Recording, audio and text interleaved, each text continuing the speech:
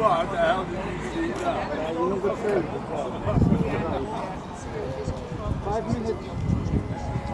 All right.